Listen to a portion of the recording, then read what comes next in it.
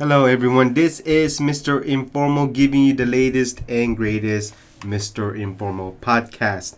Again, I go by the name of Mr. Informal.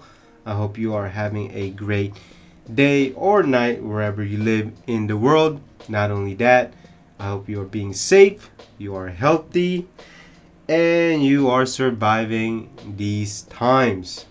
So, Thanksgiving just passed. I had a great Thanksgiving food, except there was no turkey, but it was alright since I had ham. Also, had a little bit of shopping, but it was alright. Nothing too big since nothing is basically open. Well, a lot of things are open, but a lot of things are also not open. So, we are on the podcast 133. And these are the 4 topics for the podcast. But first, please do not forget to add me on Instagram, MisterInformal. You can check out my website, mrinformal.com, mrinformal.com. So these are the 4 topics for the Mr. Informal Podcast 133. Number 1, Black Friday returns. Yes, there will be a lot of returns, that's for sure. Number 2, I went to the shopping mall and looks like there was no virus to be found because there was a lot of people shopping. Number 3, these shopping have been taken over by bots. Yes, bots, computer bots, online bots, whatever you want to call them. Last but not least, when 2021 comes, YouTube will have more ads. Not really happy about that. So those are the 4 topics for this Mr. Informal Podcast 133. And so let's go ahead and start the podcast.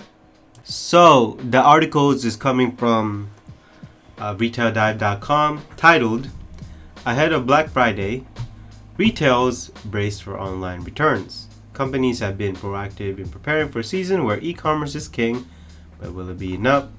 So, in the article, it says, but purchasing goods online carries a greater level of uncertainty for consumers than shopping in physical stores, which firms predict will result in an influx of unwanted goods. Salesforce project some $280 billion worth of returns this holiday season, which experts have said is largely due to the consumer's inability to test out products, ask associates for help, and browse products in the same way they can when shopping in stores. Buying certain categories online like apparel may be difficult than the others because consumers cannot try on pieces prior to purchasing. 62% of consumers in a Narvar study reported bracketing this year, buying multiple versions of the same item, which represent a 50% year-over-year increase. Wow! $280 billion worth of returns. Because, as the article says, especially in clothing, you cannot try it out, so you buy multiple sizes with a piece, and then when one piece fits, you return the rest of them, which I can understand and I have experienced before. Wow, $280 billion. 280, not 100, but 280 billion. Well, of course, this is not new, but it just so happens that online right now is taking over because of the physical limitation of going to the stores.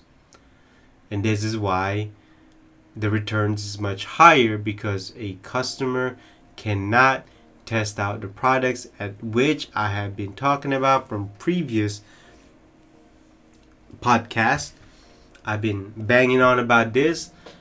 Look, it's not new because I'm used to this when it comes to Christmas returns.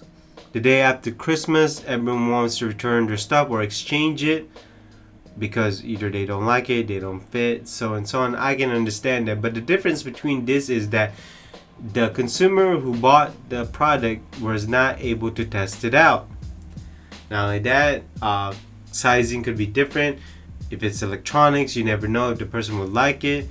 I mean, I can go on and on about this. So this is why the article states that retailers should prepare for returns because of this and that.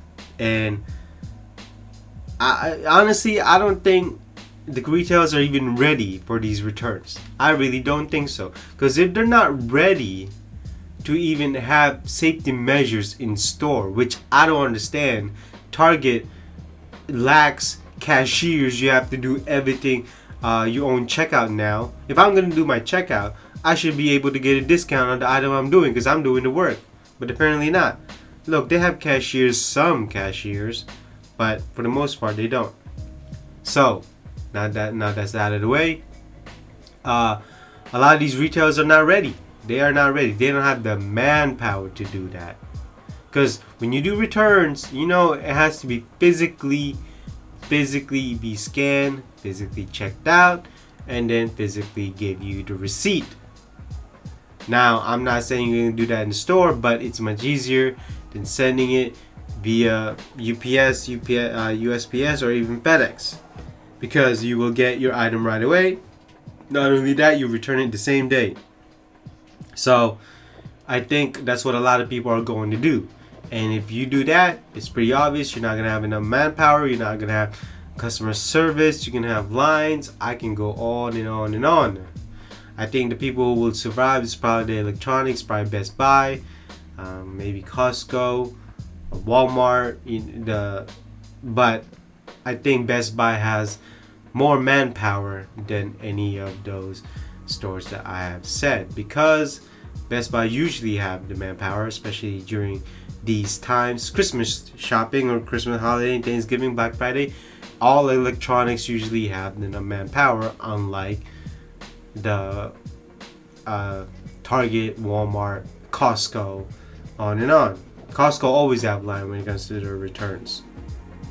And so it's going to be interesting as to how the returns will be like. But certainly there will be lines, there will be uncertainty, and people returning their goods and most likely have an exchange. So on Black Friday, I went to the mall, went to the outlet. I was with my cousins. They bought a lot of stuff. I didn't when it comes to the outlet. But I did buy some shirts, just t-shirts and a sweater. That's it. So it was not an eventful shopping for me, but I was just there. I guess I just needed to be out of the house and also get some exercise, because you know when you're shopping, you get a lot of walking. So as I was there, we all know, coronavirus is still here, pandemic is still here, and yet what do I see? Packed full of people, packed full of malls. Basically, it felt like there was no virus. It felt like this was a regular Black Friday shopping, maybe with some limitations. Although certain people can only come in, they have capacity. Not only that, there was a lot of lines. So that was the biggest difference, is that limited capacity, and then lines. And same thing with the mall. But all I can say is that it felt, every employee that I spoke to felt like there was no virus. There was just people. And the outlet was open 10 a.m. The outlet was open at 6 a.m. 6 a.m. And then the malls were probably open by 6 a.m. too. And parking lot, well, as we all know, that's full too, especially in the morning, and people were shopping. So, I mean, what does that really tell me? Well, people are ignoring the state restrictions regarding the virus. We are wearing masks, but I think people just don't care anymore. People want to save money. People want to shop. People want to be outside. People want to go somewhere, even if it's around other people too. I guess we humans are social people. We have to be with other humans. It's just how it is, human nature. But it's I you know the thing is that I was the biggest surprise to me is that not a lot of people still have jobs, and yet people are still shopping. So I'm not sure where people are getting their money from. Maybe it could be their savings, could be unemployment, it could be some other type of income, whatever it may be. But certainly people are out there shopping, and as usual, they always have to bring their kids. Yes, I did see their kids. I see babies waiting in line, which it should not be happening, and I don't understand why parents always bring their kids to Black Friday shopping, and people always tell me, "Oh, maybe they have no babysitters." Blah blah blah blah blah. Me personally, I don't like seeing kids being dragged, especially if you have a kid that's 7 or under being dragged into Black Friday shopping. That is not good. And as I said before, spoke to a lot of employees. Employees said that it felt like there was no Black Friday, there was no coronavirus running around. People were still wearing masks. And the thing is that when it comes to discounts, I don't think the discounts were higher than previous years. These discounts felt like it was just a regular Black Friday discount, but it never felt higher than previous discounts. I guess you can say the discounts this year were okay. Were just okay. Some were good, some were bad. Especially the clothing. Clothing always is the bad discounts. I think electronics is always the best items to buy in Black Friday because electronics always have a higher discount than clothing. And the worst part is that clothing is actually getting hit harder than electronics. So that's just topic number 2 that I noticed. I mean, Black Friday shopping certainly didn't feel like there was a coronavirus out there. So I'm into online shopping, and so I wanted to buy the Kobe 5 shoe. Kobe 5, the Bruce Lee colorway or the Bruce Lee edition. That to me is the best Kobe that I've ever seen, that I've always wanted, even before when he was playing with it. That's the shoe that I always say, that is the best Kobe shoe in there. I wanted to buy it, wake up in the morning, on time, lo and behold, sold out in a matter of seconds. Same thing with the PlayStation 5. Sold out in a matter of, I don't even know seconds. I mean, 0.001 second. Electronics, same thing. Graphics card, CPU, except clothing. Clothing will always be there. But shoes are selling out. Basically, any type of limited edition items is selling out quickly. And you know what?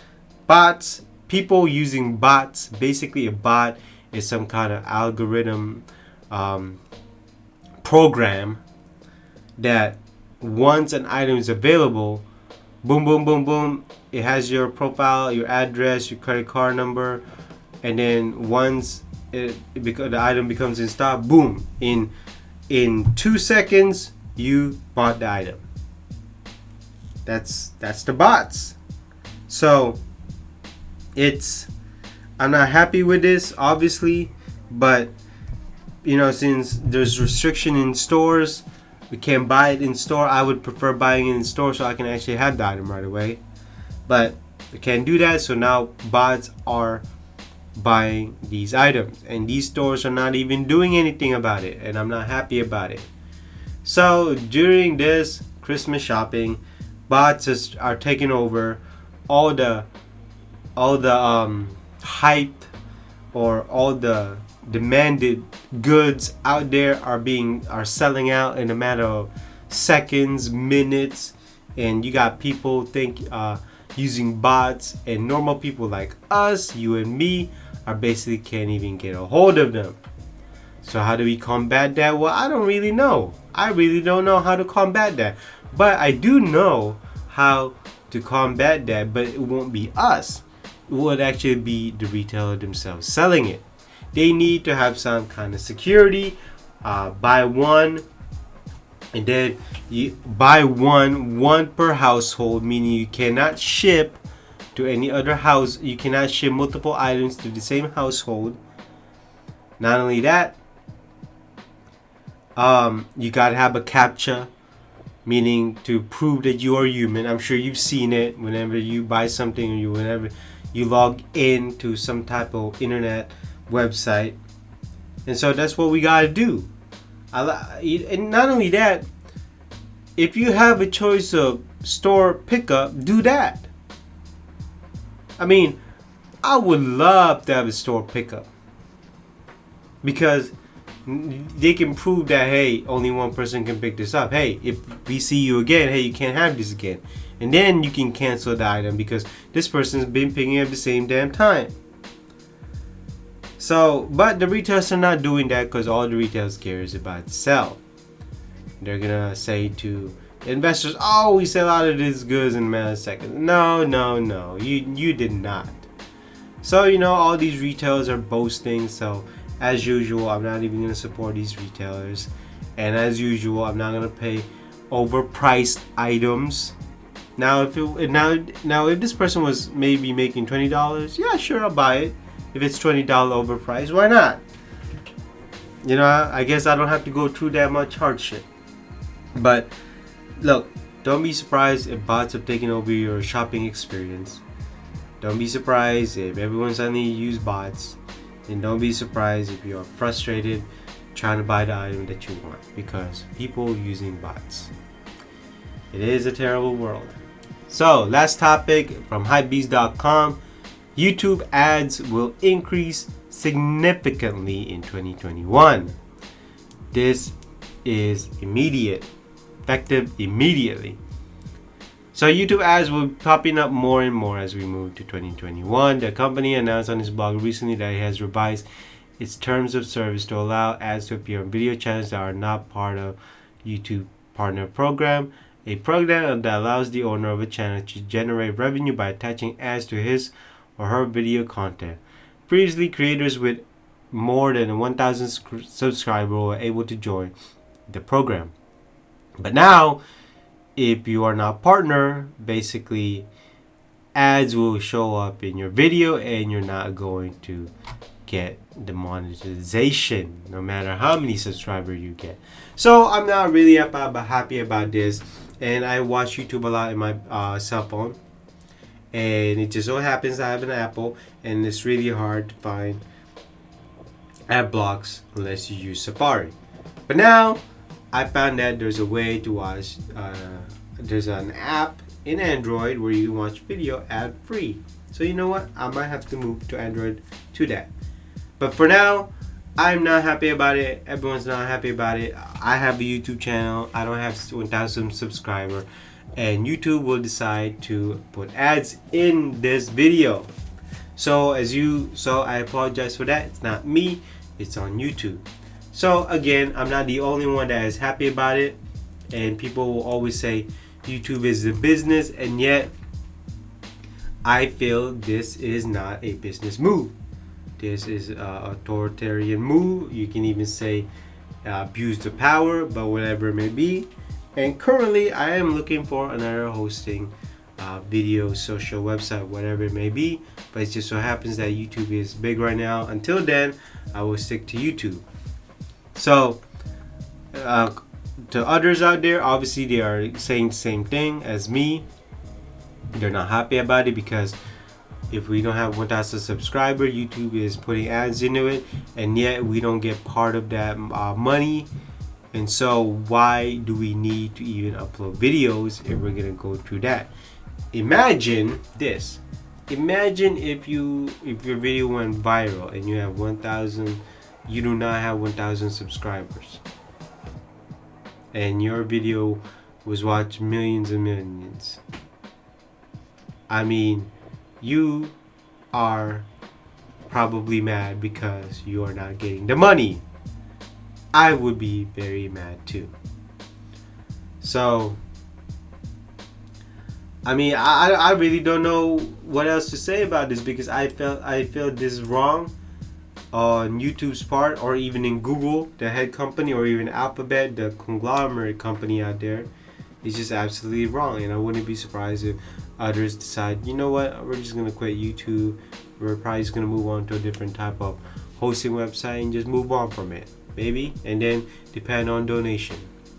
Maybe I'll do that. I don't know, but certainly I am not happy with this move, and so should you. I mean, even if you don't have 1,000 subscribers, not only that, on videos there's probably gonna be more ads than usual. And so that basically concludes this Mr. Informal Podcast 133. I hope you enjoy listening to me from beginning to end. And I hope I gave you some insights and just, be a voiceover, I guess. Something to listen to. Again, please do not forget to add me on Instagram, MISTERINFORMAL, and then check out my website, mrinformal.com, MRINFORMAL.com. And so, again, be safe. I hope you had a great Thanksgiving. I hope you have a great winter and also Christmas coming up.